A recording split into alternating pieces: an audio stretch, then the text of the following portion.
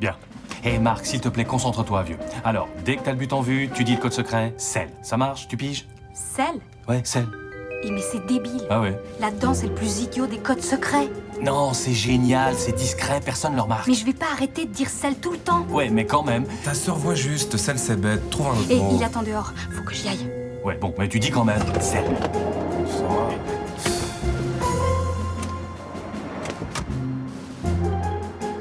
Cordial bienvenue aux Salines Suisses. Bonjour. Mon nom est Daniel Hauser.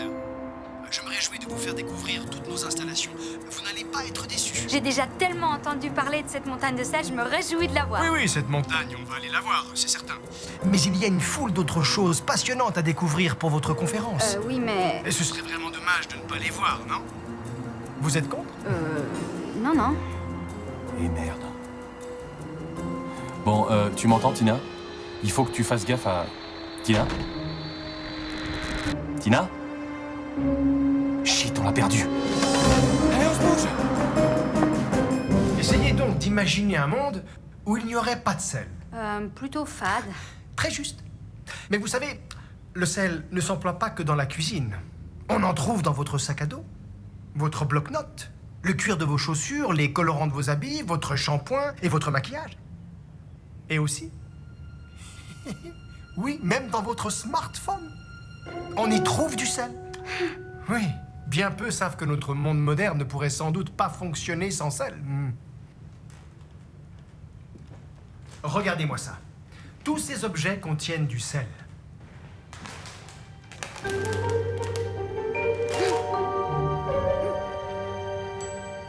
Oui, c'est exact.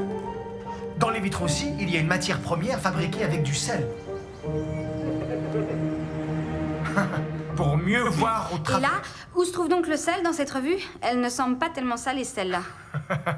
Non, c'est clair que non. Écoutez, le sel se compose chimiquement des deux éléments. Le sodium et le chlore, d'où le chlorure de sodium. Exact. Grâce à un procédé particulier, on peut chimiquement fractionner le sel. Lorsqu'on lui ajoute d'autres substances, on peut créer un grand nombre de nouvelles relations chimiques.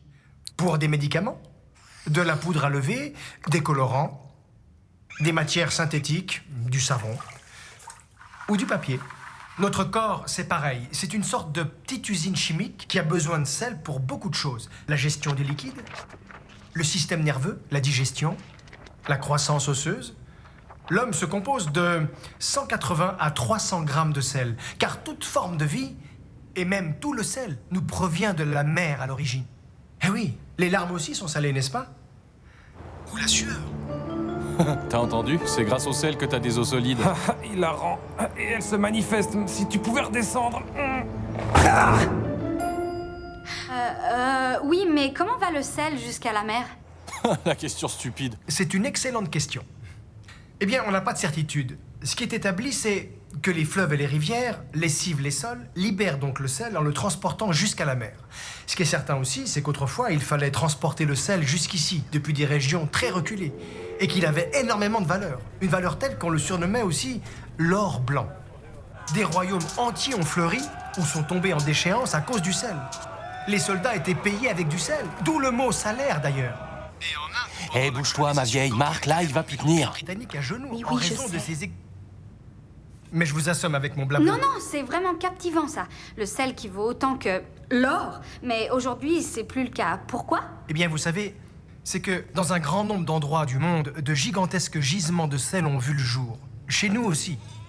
À B, dans les Alpes vaudoises, il y a 500 ans, un berger s'est rendu compte que ses chèvres buvaient toujours de l'eau au même emplacement.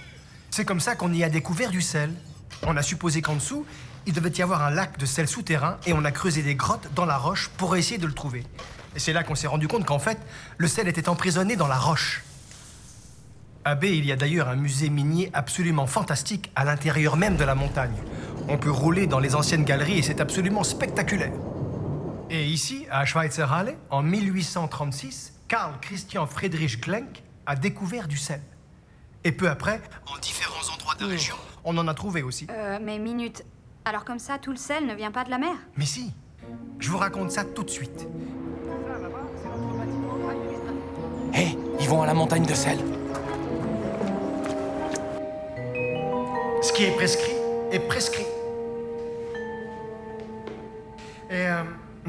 Votre bijou, là, il faut l'enlever aussi, désolé. Ce n'est que pour les alliances qu'on fait des exceptions. Ce qui n'est pas le cas chez vous, on dirait. Pour ça, faudrait d'abord qu'elle en trouve un. Bon, dans ce cas-là, j'enlève mes boucles d'oreilles ici et je les laisse aussi ici. Ouais, c'est ça. Oh merde, on l'entend plus. Faut la faire sortir. Non, on fonce derrière elle, ouais.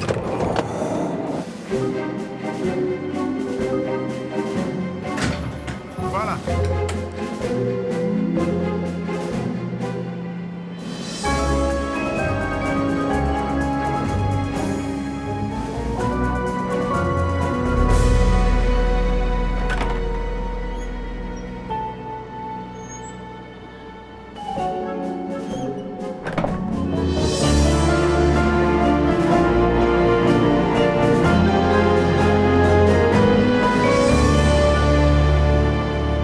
Il y a près de 230 millions d'années, la région qui nous entoure se trouvait au bord d'une mer.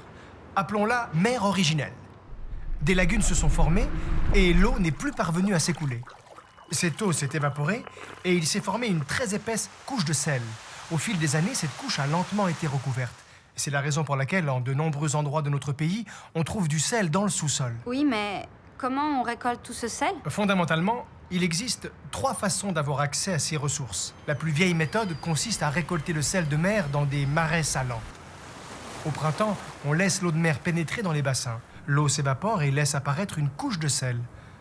En automne, on peut la récolter. C'est de cette façon que l'on exploite le sel en de nombreux endroits du bassin méditerranéen. Une autre méthode consiste à extraire le sel du sol. On appelle cela extraction de sel gemme. À l'aide d'imposantes machines dans des cavernes situées à une grande profondeur sous la surface de la Terre, on extrait la roche contenant du sel. Mais nous employons une 3e méthode, l'extraction de sel inigène. D'abord, il faut forer. Dans les mines de baie, on fore depuis des grottes souterraines parce que les gisements se trouvent à une grande profondeur. Ici, dans la région, on fore depuis la surface, jusqu'à ce qu'on atteigne la couche de sel.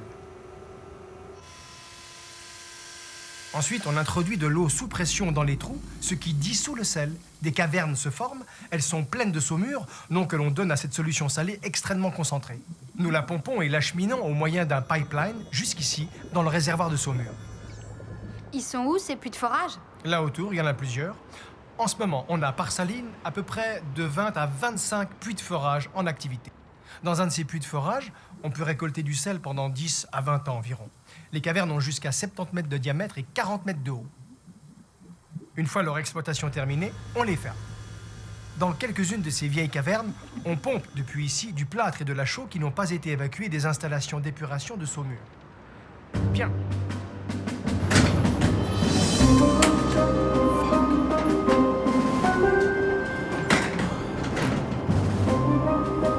Qu'est-ce qu'il y a, Léo? Le vertige? Non, non, vas-y. T'es sûr? Go!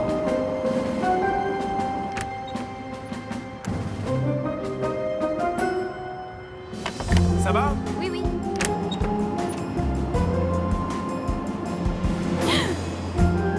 Ça va? Y a un problème? Non. C'est quoi ces grands pots qu'on voit là? Imposant, n'est-ce pas? Ce sont nos 6 évaporateurs. Là-dedans, on chauffe à tel point l'eau salée que l'eau s'évapore, ce qui laisse une saumure au fond de la cuve. La vapeur est évacuée, elle est densifiée par thermocompression, ce qui va la réchauffer à nouveau. Et ensuite, on réintroduit cette vapeur dans l'évaporateur. Il fait chaud ici, hein? On part tout de suite. Grâce à ce procédé, on utilise 15 fois moins d'énergie qu'autrefois. Et à propos, cette technique a été mise au point à B. Vous vous rendez compte? Aujourd'hui, le monde entier l'utilise.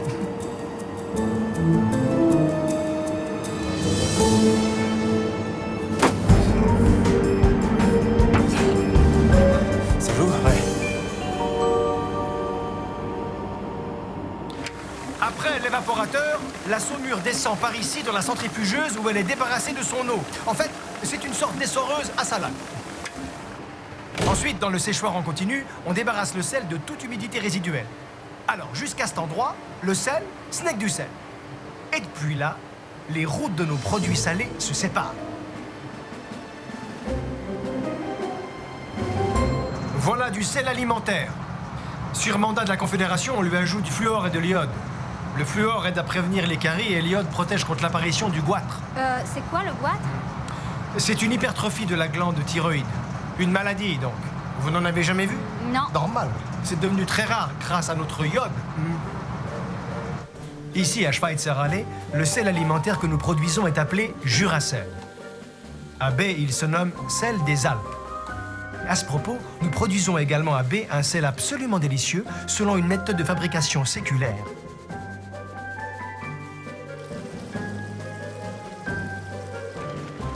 Et voici Reosal, notre marque de sel régénérant qui permet d'adoucir l'eau au moyen d'un échangeur d'ions. Il existe en tablette ou sous forme cristallisée fine. On l'utilise par exemple dans les piscines pour que les installations soient moins rapidement endommagées.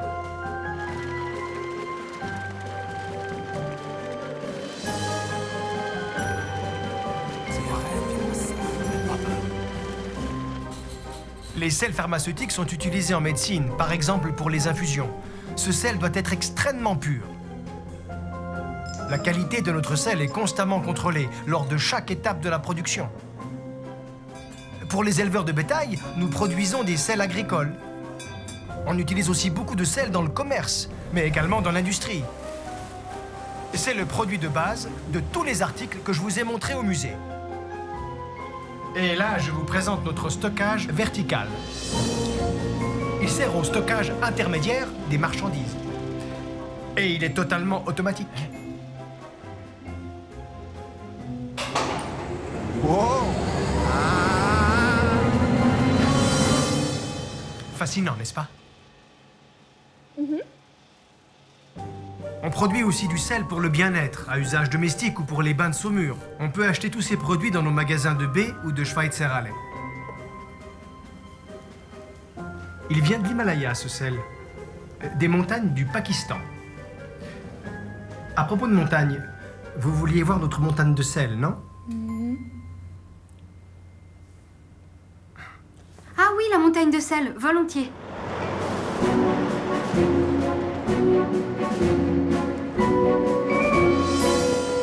Les salines suisses appartiennent au canton.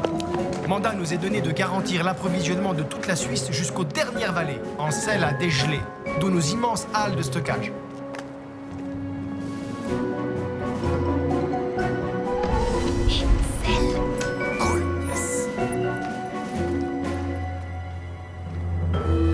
En hiver 1999, voilà de quoi ça avait l'air. Si au cours d'un hiver il tombe vraiment beaucoup de neige, on a besoin de beaucoup plus de sel que d'habitude. Voilà pourquoi on a considérablement augmenté nos capacités de stockage et qu'on a ensuite construit les dômes de sel. Ils sont à Ribourg, près de Rheinfelden. Ah, ça me semblerait drôlement passionnant d'aller les voir. Très bien. Hé, les gars, on prend la voiture. On y va. Allez.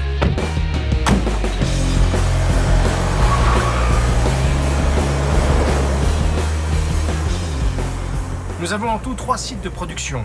2 ici, à Schweitzer Allee et Ribourg, et un autre à Bay, dans le canton de Vaud. Avec environ 200 collaborateurs, nous produisons jusqu'à 600 000 tonnes de sel par an. Tout le sel suisse est bel et bien produit par nos soins. Waouh. Et il va y en avoir longtemps du sel? Soyez tranquilles. Nos réserves de sel sont assurées pour des centaines d'années.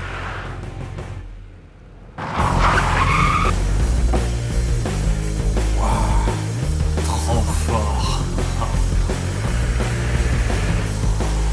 Dans nos stations de transbordement, nous pouvons charger simultanément des camions et des wagons de chemin de fer. En cas de nécessité, nous pouvons expédier dans toute la Suisse jusqu'à 7000 tonnes de sel par jour.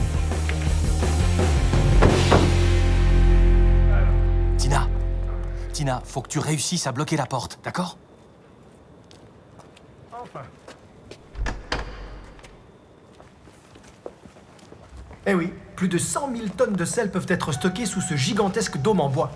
À ce titre, ce hangar est le plus grand de toute l'Europe. Waouh.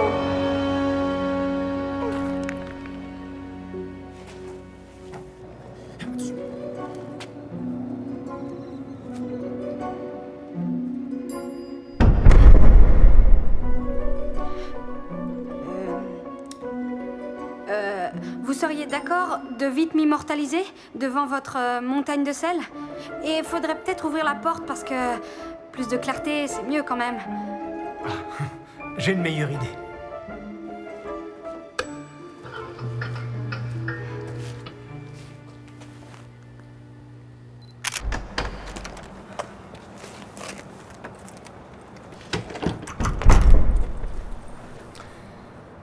Toute halle de stockage confondue, on peut entreposer ici jusqu'à 250 000 tonnes de sel. Vous voyez, on fait tout ce qu'il faut pour... Votre stylo feutre. On fait tout ce qu'il faut pour que le sel ne vienne pas à manquer en Suisse. Oui, alors j'espère que vous avez tout ce dont vous avez besoin. Alors, je vous reconduis? Non, ça fait du bien de faire de l'exercice. Bravo, bien joué, Tina. Et comment on va entrer? Écoute, elle s'est bien débrouillée. Peut-être, mais avec ça, on fait quoi? On fait le trajet que fait le sel. Hein? Oh non. Oh non. Non.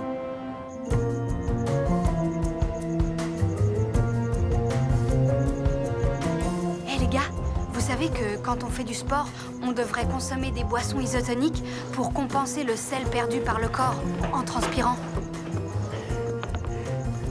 Alors Léo, ça va? Bouge-toi.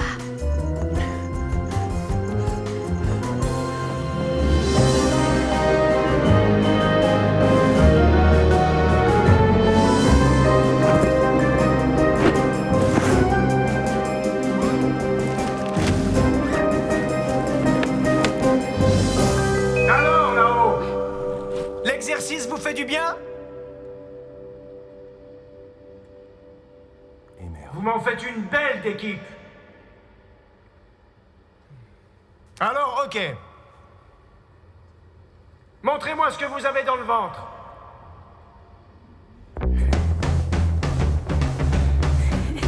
Let's go.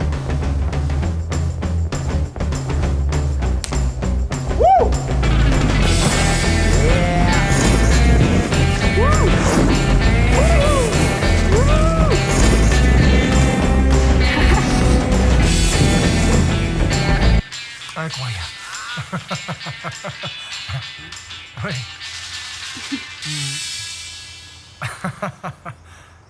Super. Voilà. Et ne faites pas de bêtises, hein. Tout bon, Tina. À vous aussi. Bonjour, Bienvenue aux Salines Suisses. j'ai entendu parler de cette montagne de sel. Tiens, t'as entendu ça?